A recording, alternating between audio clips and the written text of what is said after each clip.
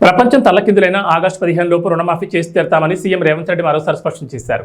అక్కడి సూర్యుడు ఇక్కడ పొడిచినా రుణమాఫీ ఆగదు. అది పూర్తి చేసి రైతులు రుణం తీర్చుకుంటామని తెలిపారు. ఏపీలో నష్టమని తెలిసినా సోనియా గాంధీ తెలంగాణ ఇచ్చారని రేవంత్ గుర్తు చేశారు. కానీ తెలంగాణ ఏర్పాటే తప్పిదమన్నట్లుగా మోడీ ఎన్నోసార్లు మాట్లాడారని మండిపడ్డారు. తనతో పాటు సీఎం అయ్యే అర్హతలు కోమటిరెడ్డి వెంకటరెడ్డికి ఉన్నాయని సీఎం రేవంత్ రెడ్డి అన్నారు. కోమటిరెడ్డి పోరాట యోధుడు. తెలంగాణ కోసం ఆయన రాజీనామా చేస్తే కేసీఆర్ దొంగ దీక్ష చేశారు. ప్రత్యేక రాష్ట్రం కోసం కోమటిరెడ్డి బ్రదర్స్ పోరాటం చేసి కాంగ్రెస్ అధిష్టానాన్ని ఒప్పించారు. బీఆర్ఎస్కు ఒక్క సీటు వచ్చినా బీజేపీలో కలిపేస్తారు. ప్రధాని మోదీతో కేసీఆర్ ఏనాడు పోరాడలేదని ఆయన మండిపడ్డారు. నన్ను గద్దె దించమంటుండు కేసీఆర్ కానీ 10 ఏళ్ళు గద్దె మీద ఉన్న మోడీని ఎందుకు గద్దె దించమంటలేడు? మిత్రులారా, మీరు ఆలోచన చేయండి. 100 రోజుల్లో నేను ఇన్ని పనులు చేసిన, ఇంకా చేయాల్సినవి ఉన్నాయి. ఇవాళ ఎన్నికల కోడ్ వచ్చింది కాబట్టి ఇవాళ రైతు రుణమాఫీ నేను చేయలేకపోయినా. అందుకే ఈ నారాయణపేట గడ్డ మీద నుంచి తెలంగాణ రైతాంగానికి 69 లక్షల రైతులకు నేను మాట ఇస్తున్నా.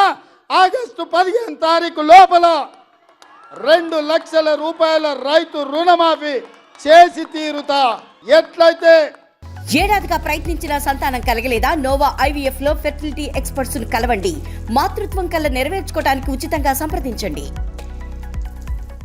మక్తల్ నారాయణపేట కొడంగల్ ఎత్తిపోతల పథకం పూర్తి చేసినో, ఎట్లయితే ఆర్టీసీ ఉచిత ప్రయాణం ఇచ్చినో, ఎట్లయితే 500 రూపాయలకు సిలిండర్ ఇచ్చినో, అట్లనే 15 ఆగస్టు లోపల 2 లక్షల రూపాయల రైతు రుణమాఫీ చేస్తా.